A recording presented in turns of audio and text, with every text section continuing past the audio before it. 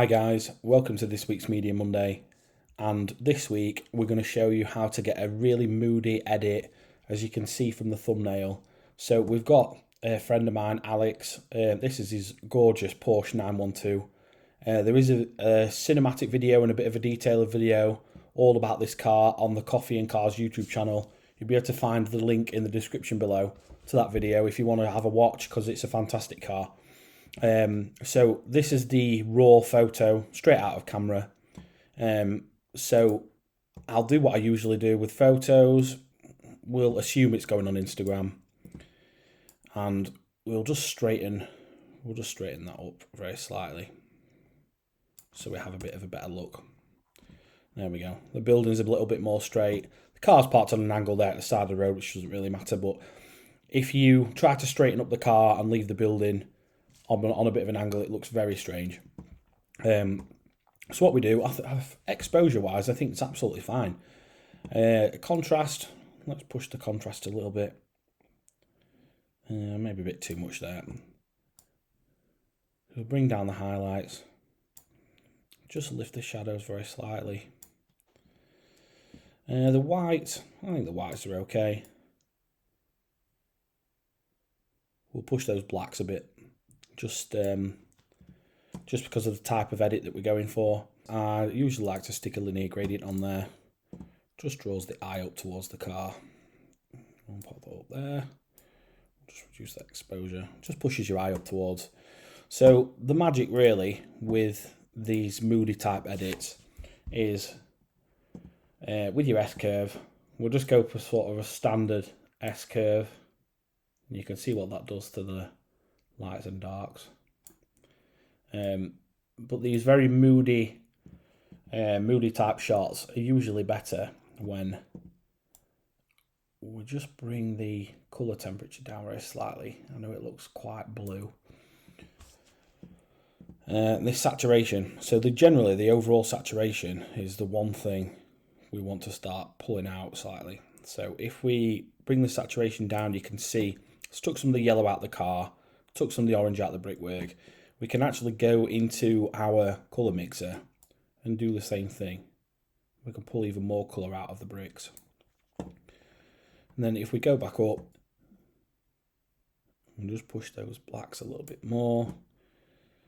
What I like to do as well with these moody edits is if we select the subject, which it should select the car, there we go. And if we invert the subject, we'll just make sure we've actually got, change our brush size with the bracket keys. Just make sure we've actually got most of the car.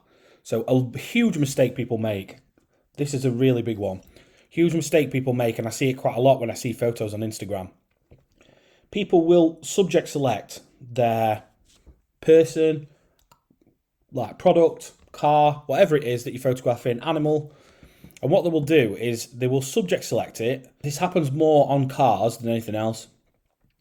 And what they will do is they will then change the settings of the background. So they might like really bring the exposure of the background down, crush the blacks, desaturate it. And what I find is, especially in car photography, they miss this section. So what you end up with, you can see quite a lot of photos on Instagram, is they end up missing that whole section there. So they change all the background, but they completely forget the windows of the car. And it makes such a huge difference, because as soon as you bring the exposure down of here, this is much brighter. So that's just a little tip for you. I do notice it quite a lot. So we've selected the background, we've selected the inside of the windows using the brush tool. We'll just bring that exposure. Just bring the exposure down very slightly. Just raise up that highlights. And there we are, guys. There we've got a nice moody edit. You can actually go a little bit further with this. So the drain pipe that's coming down to the floor is just a little bit green. So a tip here as well, another good tip, is when you start playing around in your colour mixer. So it's very difficult sometimes to assess what colour that is. It appears green, but sometimes it doesn't fall within the green colour spectrum. It might have yellows in it, it might have slight blues in it. So when you start playing around with the saturation, sometimes it's very difficult to actually desaturate that whole thing. So this is where the point color tool comes in, which is just brilliant. If you go over and we'll select the green of the drain pipe, which is there, and then we can actually play with that individual color. So we can make the drain pipe, we can make it a bit greener, or what we're wanting to do is take the saturation out of it. So as you can see, if you can just see that drain pipe, so we're just taking some saturation out of it, and it actually just falls a bit more in line with the Moody type edit that we've got. So that's another good point for you. If you're wanting to play with individual colours, it even happens on the brickwork. So we played around with the orange. We just assumed that the orange is a uniform colour over the entire brickwork. So it actually isn't. It has changed the colour very slightly, but you can use that point colour tool to here and here and sort of up here where it's a bit more orange. The other ways you can do it is we could use a radial gradient. So you can have this radial gradient here and then take the saturation out of the picture like that way. There's lots of different ways. So here we are with the finished image, guys. That's the before, that's the after. You can see the difference that Moody edit makes like that. Just gives it a very cool look, makes the car stand out and pop a lot. The key is with Lightroom is just to play around. The more you edit, the more things you can do, the more you play around with the different tools within it, the S-curves and the point color tool, the blur tools that are now in it, and obviously watching my tips videos. If you'd like to hit subscribe, press the bell icon, you'll get notifications every time I upload a new video, and you can learn some cool tips like this. Just remember to give Alex's video a watch there of the 912. It's on George's channel, Coffee and Cars. I'll put the link in the description below.